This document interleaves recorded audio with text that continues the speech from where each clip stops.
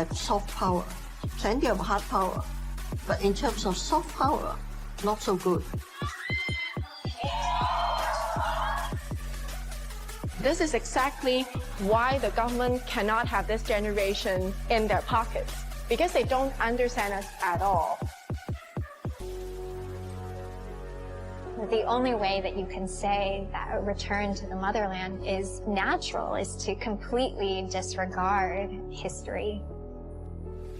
The rise of China didn't happen overnight.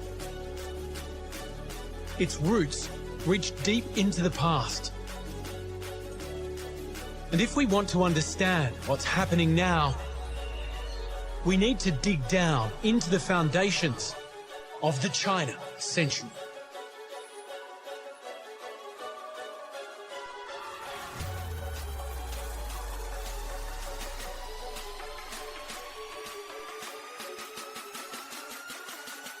The story of China's rise is inseparable from the challenge it poses to the American-led world order.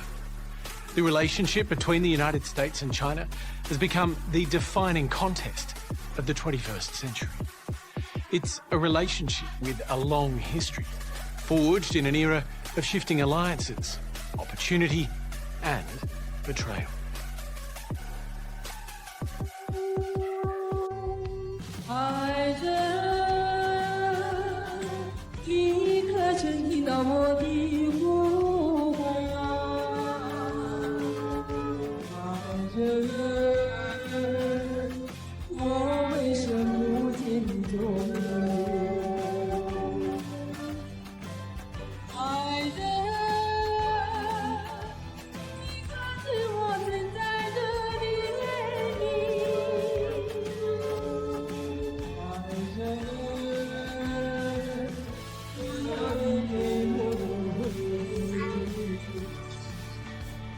The world's greatest rivalry began as a love triangle. In 1969, there were two Chinas. On Taiwan was nationalist China, exiled to the island after losing the Chinese Civil War, and ruled by the Generalissimo, Chiang Kai-shek. Nationalist China had been the object of American affections since World War II, backed up by American ideals, money, and firepower. The United States dreamed of a democratic China, a Christian China, to project its own image onto. Of course, this had to do with America's long-standing zeal to convert and to spread its own values and ideas, democracy, freedom, liberty. Free China, the Americans had promised, would one day reclaim the mainland. Her guns pointed the way home.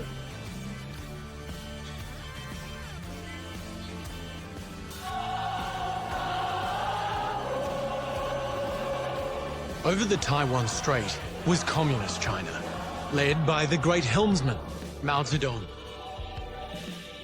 The People's Republic had been in the deep freeze with America since Mao swept to power in 1949 and lined up with the Soviet Union in the Cold War. In 1969, Red China was in turmoil. The Cultural Revolution, Mao's violent campaign for ideological purity, terrorized the nation. Any failure to conform was punished.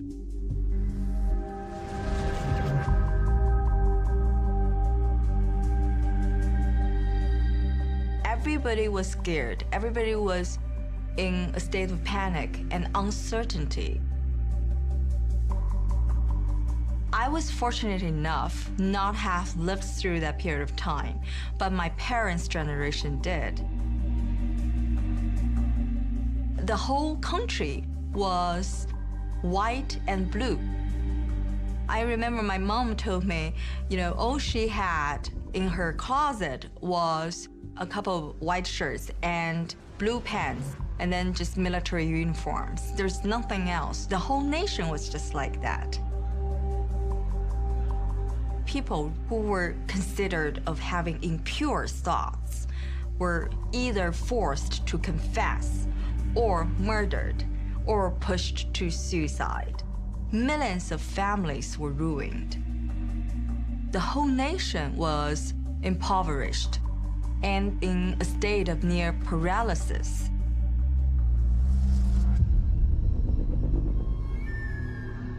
As Red China was racked from within, tensions with their Soviet comrades reached crisis point. The Chinese Communist Party had split with the Soviet leadership in 1959 over ideological differences. A decade later, Moscow and Beijing were on the brink of war. The United States was having its own cultural revolution. 1969 was the era of Woodstock and race riots, moon landings and mass murder, and protests against America's role in Vietnam. With China supporting the communist North, Vietnam had become a costly and intractable proxy battle in America's Cold War. New President Richard Nixon saw a chance for the US to break free by thawing its 20-year freeze in relations with Red China. Nixon understands that China is an important key to getting the United States out of Vietnam. Peace with honor. At the same time, there was also finally an understanding that the Sino-Soviet split, the split between Russia and China, was real, and that the Soviet Union was threatening China, in fact, threatening China with nuclear destruction. Nixon had this idea of, we really need to recognize China as a power, but we also need to think of the potential for leveraging China against our main enemy, which is the Soviet Union.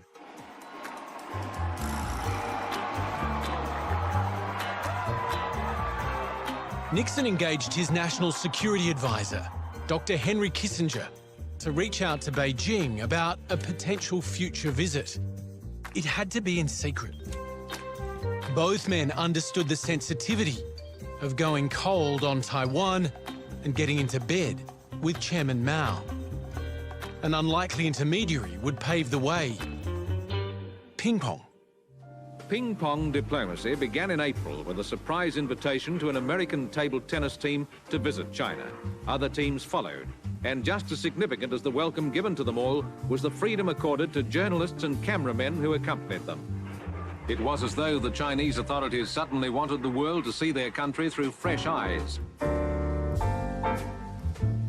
The American ping pong delegation. The group is, there's sort of bell-bottom wearing hippies, there's guys who are smoking dope all the time. And they go to China and they're welcomed massively by the Chinese, because the Chinese also need a way to sell this to their people. The Chinese media frames the American arrival in Beijing as a supplicant to the Great China. It's a throwback in a way to how foreign dignitaries were made to feel when they came to Beijing to meet the emperor. They basically allow the Americans to win a couple of games, but then beat them in the end. The Chinese clearly are much better. And so the Chinese are happy because it looks like the Americans from this little country in the West are coming to China to plead for better relations. And in the United States, it becomes this just massive media frenzy. Hot on the heels of the ping pong team came Dr. Kissinger's secret trip. There is, of course, no photographic record of the visit.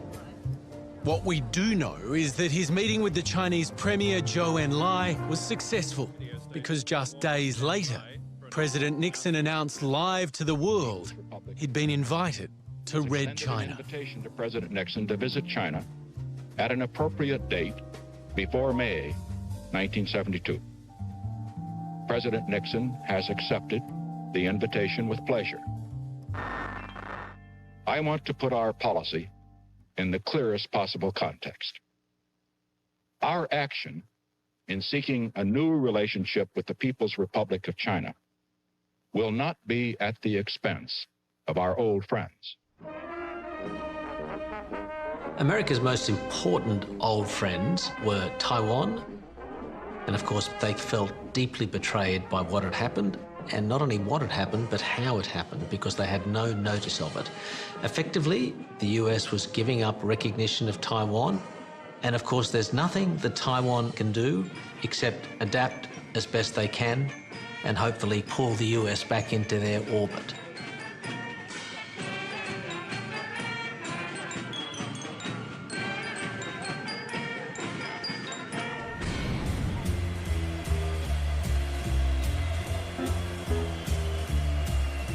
Nixon's visit to Beijing in February 1972, at the invitation of Premier Zhou Enlai, revived America's missionary zeal for China. I think the United States did not have the illusion of the nationalists reclaiming the mainland at that time, or long before that. Visiting Beijing was seen as a necessary move to show the world that the United States had not lost its way. It would still be able to carry out its idealistic vision to bring about 1/4 of humanity into the so-called family of nations. What is most important is that we have an open world. As we look at this wall, we do not want walls of any kind between peoples. And I think one of the... Behind the sightseeing and the photo ops, Chairman Mao and the nation he'd plunged into chaos were in declining health. For the nation at least, Nixon's visit was a lifeline. China at the time was on the brink of collapse. It was a reflection of really Mao's failure to modernize China. It needed the United States to help China improve its economic and political well-being. China wanted to catch up with the rest of the world, so America was very important. The opening of relations set China on a course for a new kind of revolution. But Mao would not be part of it. He died in 1976.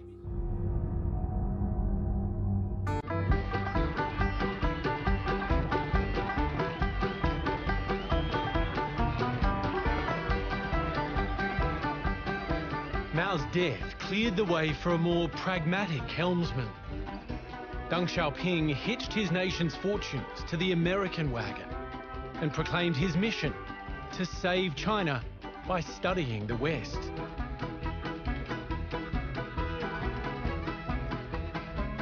His US tour in 1979, including a visit to a Texas rodeo, sealed the deal on a new era of rapturous engagement between the superpower and its protege.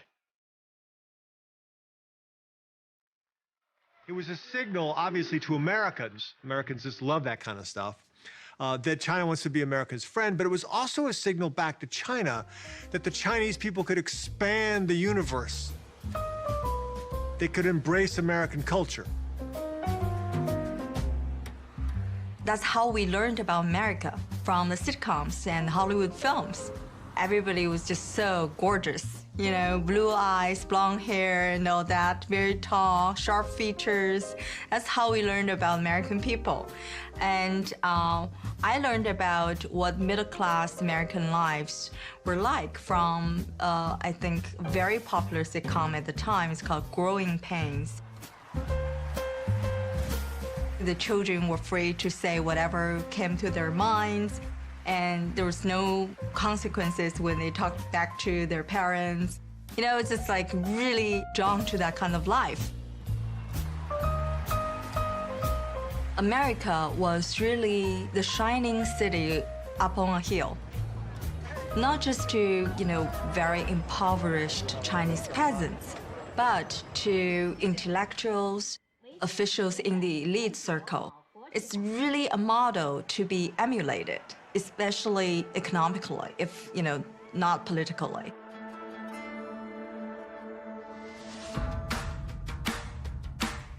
In Shenzhen, employees have to meet contracts. Unlike the rest of China, they don't have the security of lifelong employment, but their pay is double and triple that of workers elsewhere.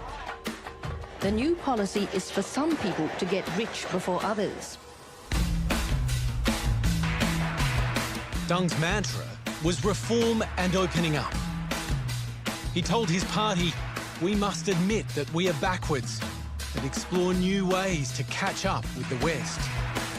A rush of trade and travel between the two countries followed.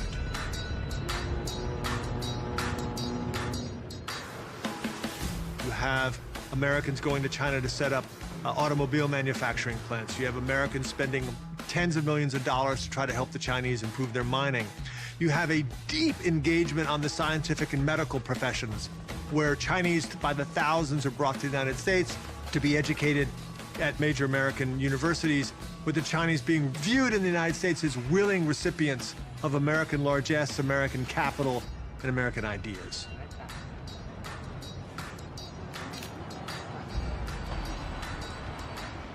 I started my university in 1986 in Beijing. I remember in the university bookshop, there was a series of translated Western classics. People were queuing up to buy those books. It's like today's people queuing up to buy the latest model of iPhone.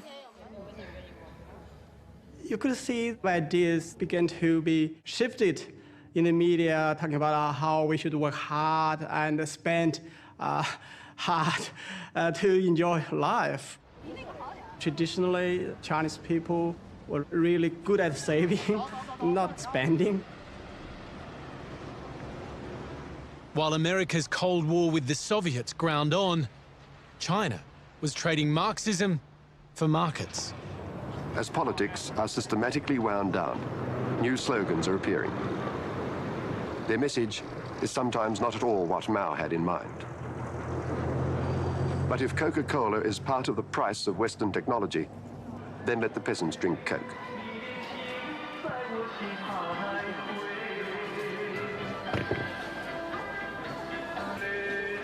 As part of forging official relations in 1979, President Carter had granted China most favored nation trading status, according China the unfettered access to the US market, usually reserved for Western democratic allies. And when the most favored nation treaty was being debated, the debate was framed with this idea that through trade and engagement with China, we will help China to reform its economy into a capitalist economy, which will then naturally, through some type of natural process of alchemy, turn China into a democracy, which is kind of, from the perspective of today, it seems wacky, but it had a lot of traction at the time, simply because Americans believed so deeply that this was our next great place that we could conquer. Within China, as the economy modernized, there was a growing push for political change to match the economic reforms.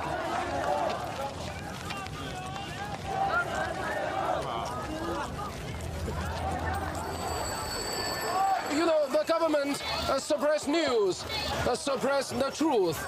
Of course, we are struggling for democracy, for science, for law.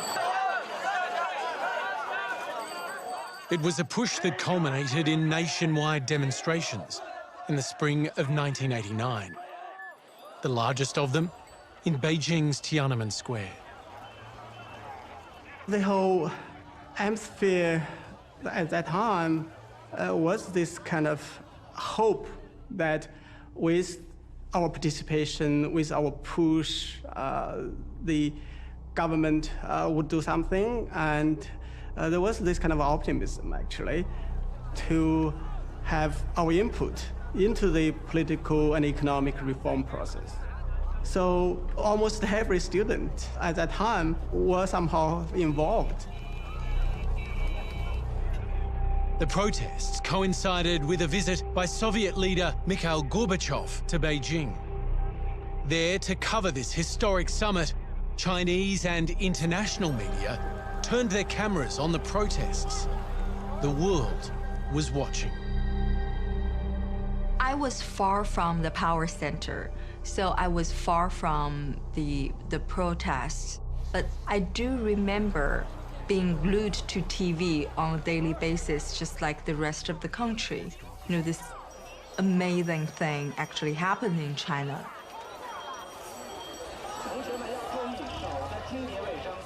For my generation, we had never seen anything like that before. People actually taking to the streets, right, to call for democracy, transparency, accountability. Nothing about overthrowing the government. Everything was about trying to have a better China, a better future.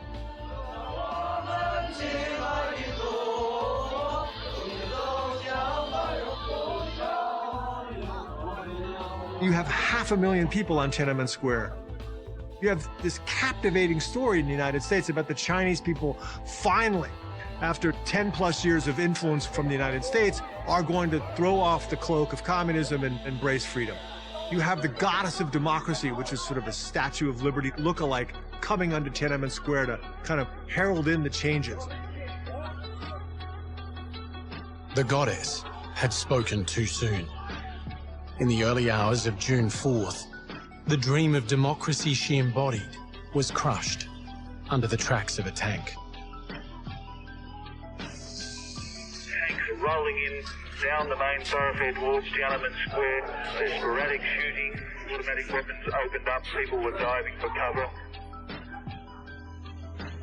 We can spot ambulances going in a ferry-like fashion, sirens blaring, taking people, taking bodies, taking injured people.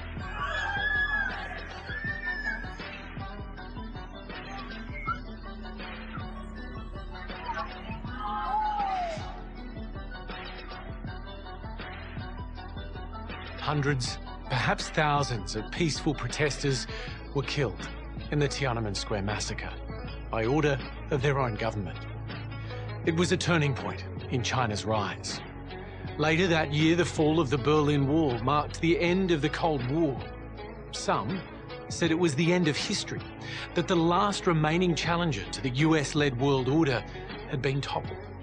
But history had started over in Beijing.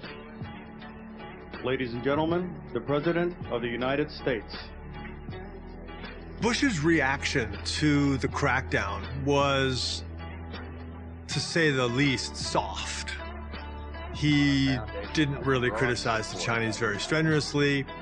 This is not the time for an emotional response, but for a reasoned, careful action that takes into account both our long-term interests and recognition of a complex internal situation in China. I was, at the time, in China. I just covered the Tiananmen Square crackdown. And on the ground, it was fairly straightforward. The military was called into the city to kill unarmed protesters, and they did their job. It was not complicated, and it should have been condemned vociferously from all the nations of the world. And as the leader of the free world at the time, Bush really set the tone. Now is the time to look beyond the moment to important and enduring aspects of this vital relationship for the United States. Eager to safeguard economic relations, Bush imposed only limited sanctions on military trade and did not revoke China's most favored nation trading status. To many Americans who saw the violence on TV, the measures were inadequate.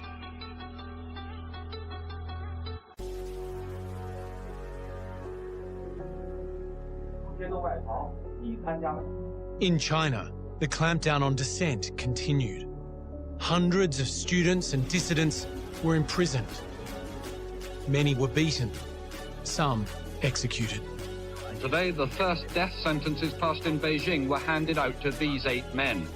The death penalty here is carried out by a single bullet in the back of the head.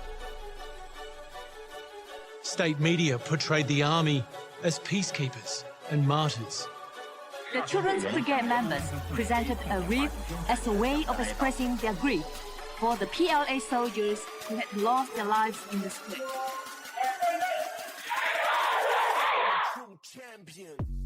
What I saw was what was portrayed as student protesters burning army vehicles, burning the soldiers. Those were the images we saw on TV, not the tanks running over the students, not that. Aging leader Deng Xiaoping blamed the protests on the corrupting influence of the West and the decline of ideological fervour among the masses. The official verdict of 1989 from Deng was that it was a counter-revolutionary riot stirred up by foreign elements. Of course, it wasn't. It was a totally indigenous movement. It was not only an existential threat to Communist Party rule in China, it was also a threat to Deng himself, to his legacy, and more seriously, to his position in command of the party. So in some respects, he made a slight self-criticism after this. He admitted basically that they'd neglected politics in favour of economic reform, that they hadn't taught young people about the glories of the Communist Party and its great history. To rally the Chinese youth around a renewed sense of national pride, the government instituted a program of patriotic education starting in kindergarten, focused on China's history of struggle against foreign imperialism and bullying. The party definitely tried to beef up education of the party's history and centuries of humiliation, all the sacrifices previous generations had made in order to have a unified China, peaceful China. When the Communist Party came to power in 1949, they arrived in Beijing as winners, as victors. But what happened in the 90s, they flipped the narrative to make China the victim. Because there was a rich vein of history to draw on, of Chinese being humiliated, the country being carved up, of foreigners getting their way and the like. They re-emphasized how foreigners, even then, that is in the mid-90s, were trying to keep the Chinese people down just as they had for the previous 100 years. So they went from victor to victim. And it was a very powerful narrative because almost anything after that can be construed as a conspiracy against China. Any criticism of China thus was unfair, unjust, and just a replay of what devious, nasty foreigners had done. As the Soviet Union collapsed in the early 1990s, China was the last remaining communist power. But the old ideology of socialism had lost its ability to rally the masses. Getting rich and getting even were the new drivers of national ambition. It's purposeful for the government to keep everybody very busy with a hope to be richer and to be more successful. So they can't focus on, for example, like a human rights issue. Many Chinese are not interested because they are very preoccupied with their own individual livelihood. As China's leaders smothered politics with progress, new US President Bill Clinton launched a counter-crusade. Clinton really pushes on the China issue, and he accuses Bush of coddling the butchers of Beijing, and he comes into office linking human rights and China's progress on human rights to trade relations with America. We have a right to ask a country that has a $15 billion trade surplus with us to observe basic human rights while building market strength. As president, Clinton broke with over a decade of US policy by making China's most favored nation trading status dependent on China improving its human rights record, including an end to religious persecution in Tibet and the release of all political prisoners who'd protested in 1989. In March 1994, Clinton dispatched his Secretary of State, Warren Christopher, to Beijing to inform the Chinese Premier Li Peng of the new terms of trade. You can be sure that human rights will be right on the top of my agenda when I get to Beijing.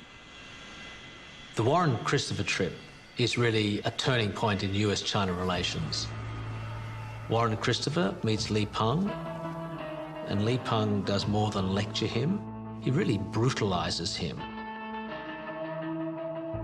His meeting with Li Peng probably was the hardest meeting Christopher ever had in his life.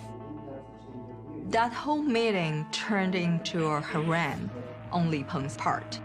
He basically dared Christopher.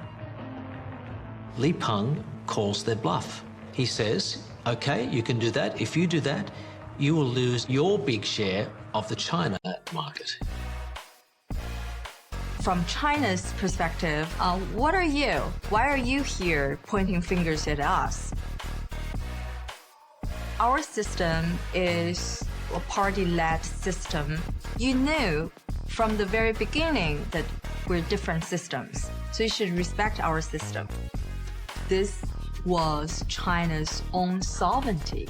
You know, that was not to be interfered, meddled with. Pursuing this human rights policy with China, Clinton really had this belief that he was holding all the cards, but the reality was he was holding none. As Deng Xiaoping said, China had really just become too big a piece of meat. David Rothkopf, who at the time was at the Treasury Department, talked about the Clinton administration policy as holding a gun to your own head. The economic attraction of the Chinese market was so great that America could only really trade with it and really had to put human rights off on the side and pursue this economic engagement.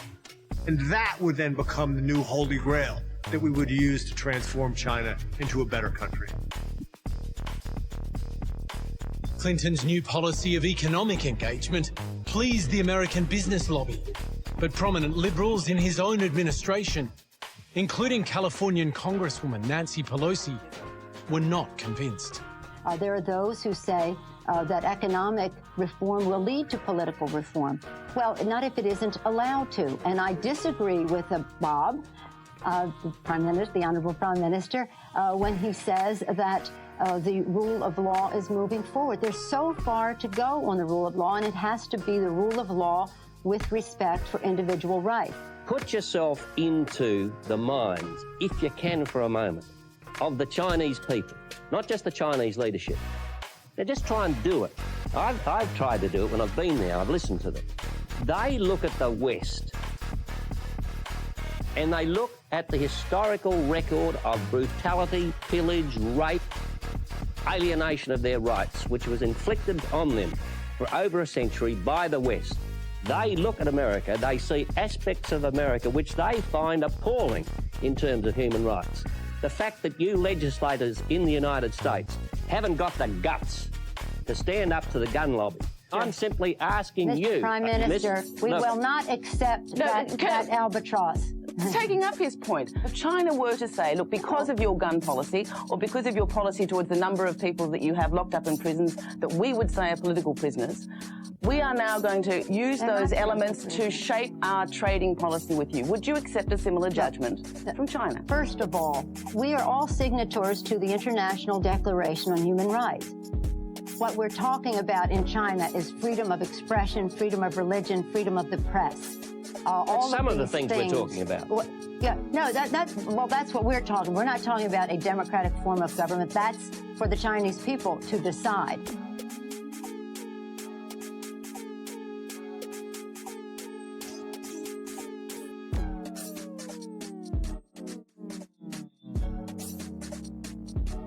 There was, of course, no mechanism through which the Chinese people could choose their government.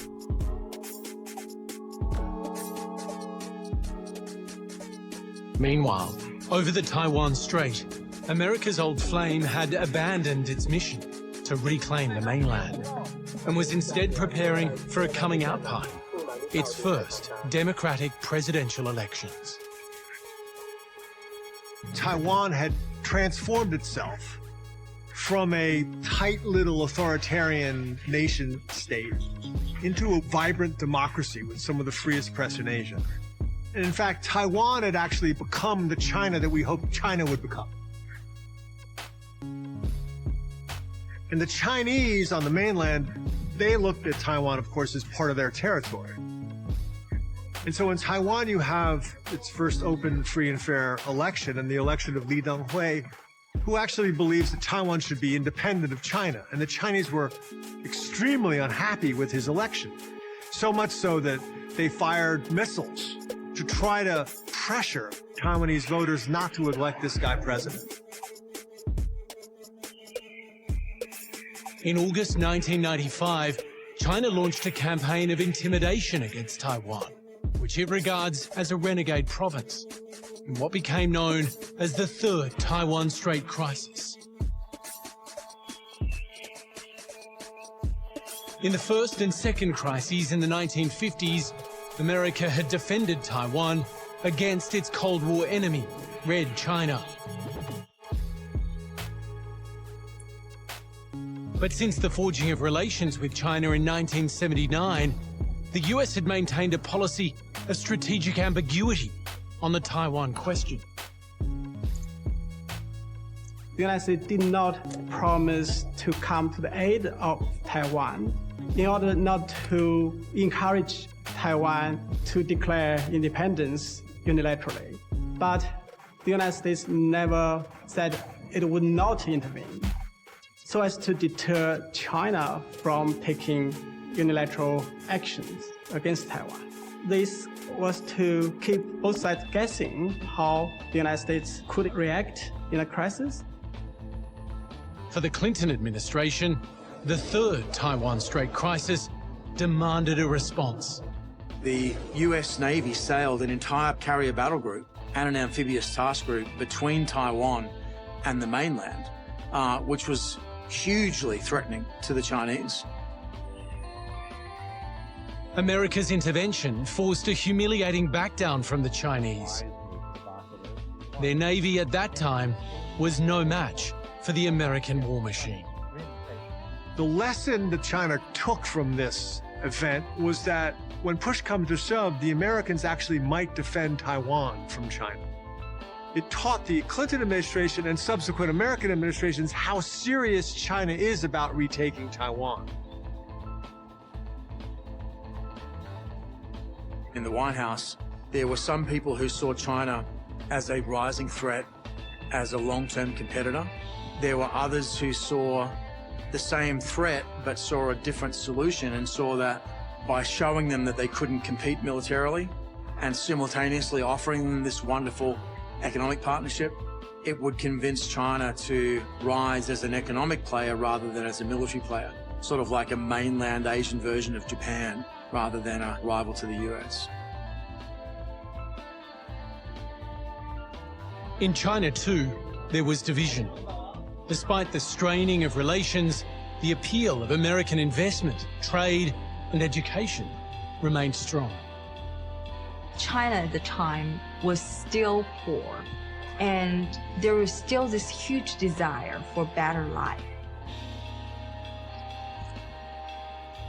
At that time, I already got full scholarship from New York University to pursue my graduate study in journalism. I was about to go to America, and then this bombing happened. In May 1999, a US bomber on a NATO strike mission destroyed what it believed was a Serbian arms cache in Belgrade. In fact, it was the Chinese embassy. 3 Chinese nationals were killed. The reason given by the US government why the bombing took place was a bad map, basically bad information. It was definitely not intentional. No one in China believed it. Huge demonstrations against the US erupted throughout the country. A lot of students, especially college students, took to the streets, and they also protested outside the US consulate. I remember people throwing bottles, stones, In some cases, even homemade bombs outside the consulate. It was really, really intense. I did question my decision to go to America at the time because should I really go to the country that just killed my countrymen? It was the 10-year anniversary of the Tiananmen Square protests, where students from Beijing's universities had paraded a replica of the Statue of Liberty.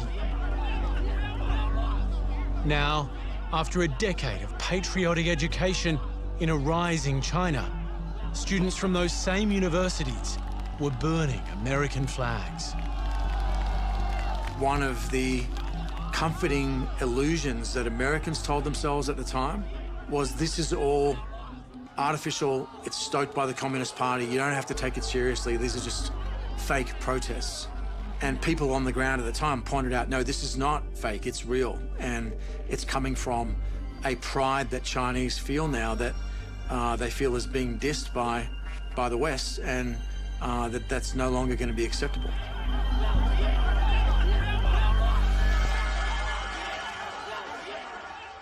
One of the abiding fears of the Cold War had been that a miscalculation could be the spark that ignited global conflict.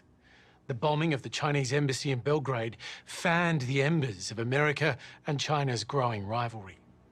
And then, on a cloudless September morning in 2001, the wind changed.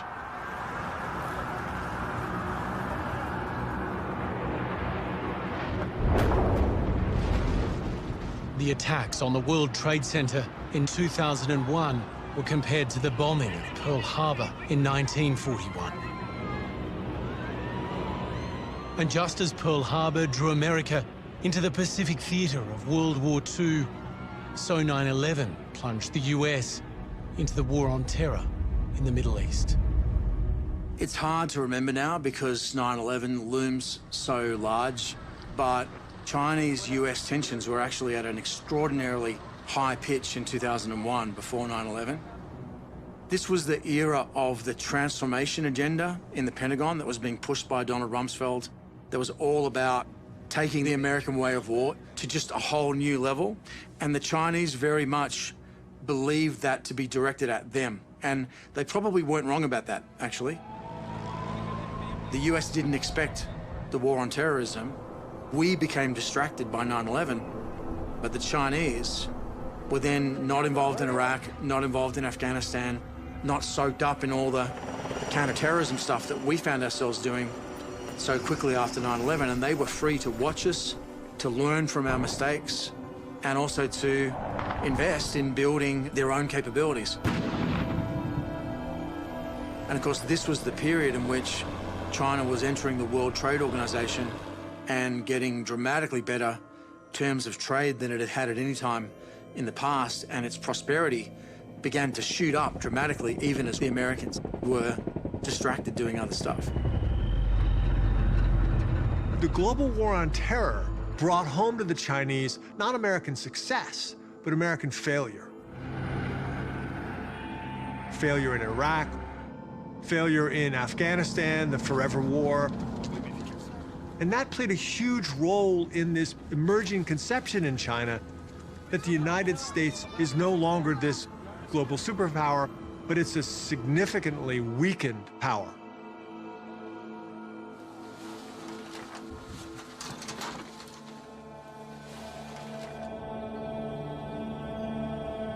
After 9/11 came a decade of disaster and ruin for America.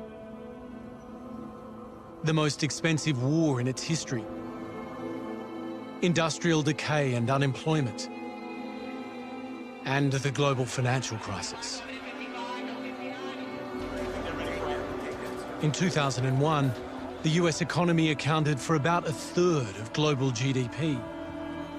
By the end of the decade, it was barely 1/5. China, meanwhile, enjoyed an era of triumph. The Beijing Olympics, moon missions and spacewalks, and the 60th anniversary of communist rule. China began the decade at roughly 3% of global GDP. By 2010, it was the world's second largest economy and the largest foreign holder of US debt. While America foreclosed on homeowners and bailed out its banks, China pumped almost $600 billion into housing and construction, saving many resource-exporting economies from the worst of the crash. That really helped bolster the Chinese leadership's confidence in its own system. Look, the US-led Western economic system didn't work, right? Failed, causing the entire global economy to plunge into recession. And China was the savior. So it really provided opening for Beijing to double down on its state-led system and to start promoting Chinese model to the rest of the world. American anxiety about a rising China threat was among the burdens inherited by the Obama administration in 2009. In response, they began to strategize a pivot to Asia. The consensus within the Chinese Communist Party, when I was speaking to them in 2009 in Beijing, was that they didn't need to fight the US, they didn't need to have a rivalry. I think that did start to shift pretty heavily after the pivot. I don't think it was the fault of the pivot. It was partly that, but it was also China's growing progress that it was making in militarizing and taking control of the South China Sea. Foreign military aircraft. This is Chinese Navy. You are approaching our military alert zone. Leave immediately in order to avoid misjudgment.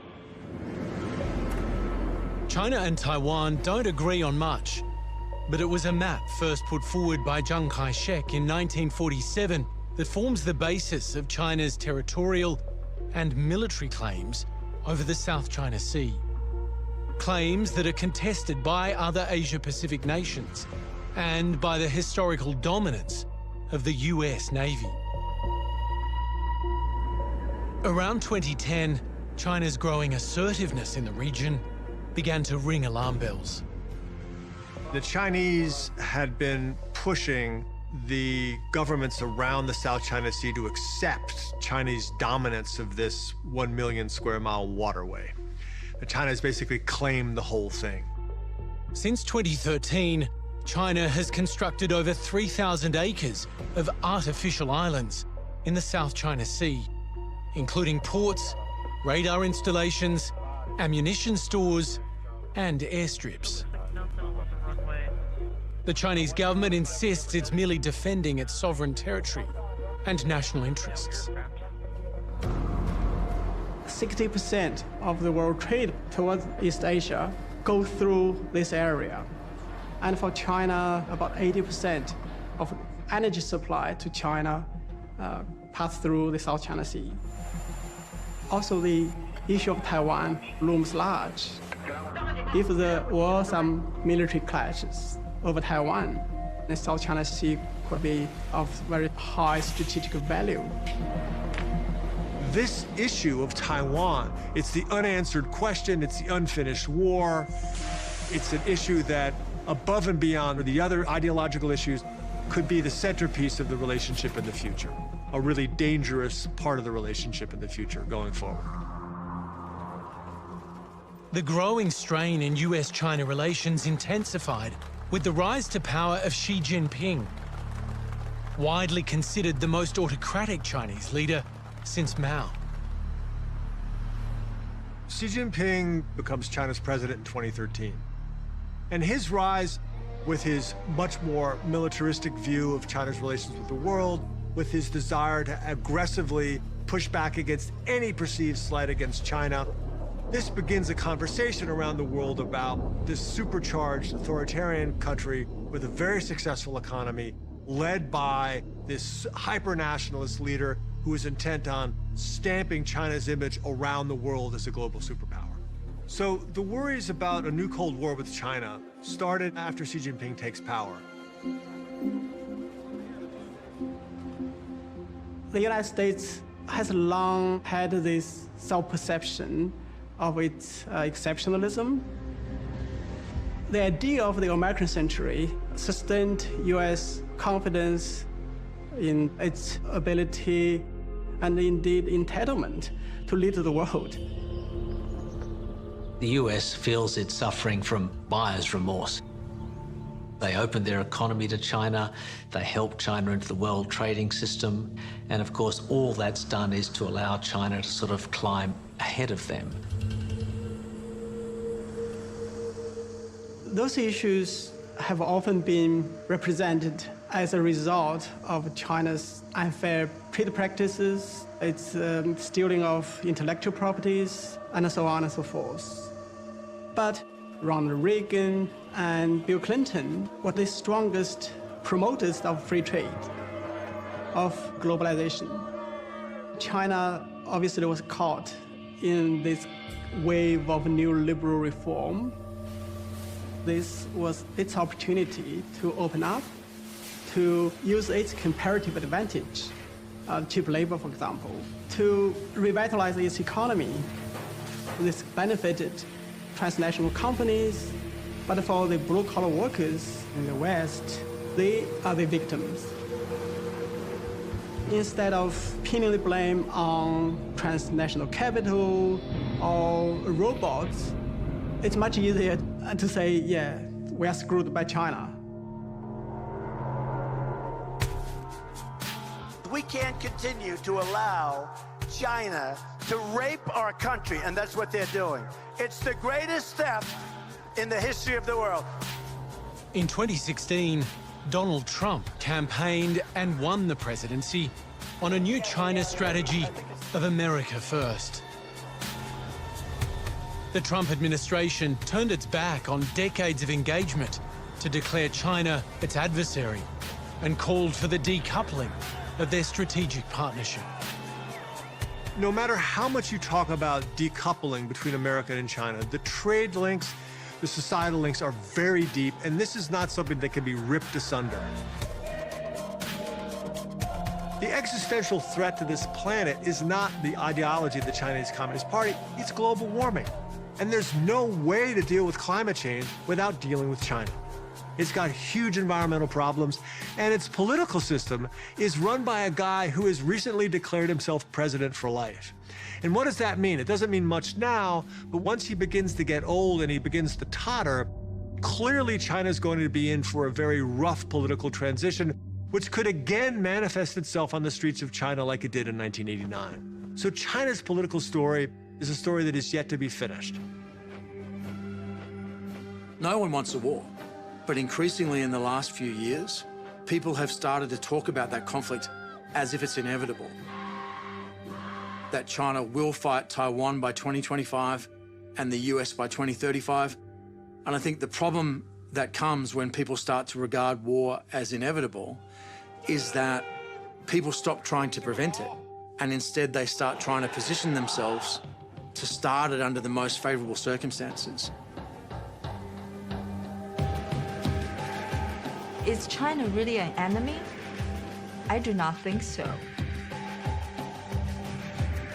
There's still such a desire to come to the United States, learn about American way of life, sort of like what I did 20 years ago. Hello. There are a lot of things China have done that should be confronted. And it takes a more strategic planning to really both work with China and hold China accountable for some of their actions. These countries need to sit down and need to calm down to realize that the world is bigger than any single country. The survival of a single country and the survival of the planet are actually the same thing now. This kind of a continuation of nationalist pride and the sense of all the problems coming from the outside, from foreigners, is really outdated.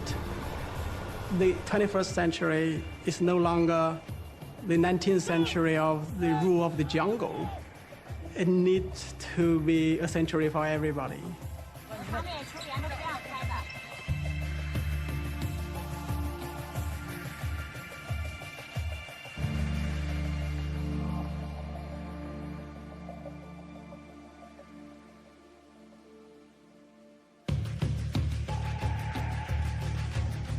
That was the final of the China Century. Next week, it's investigative journalism at its best. Don't miss the return of Four Corners.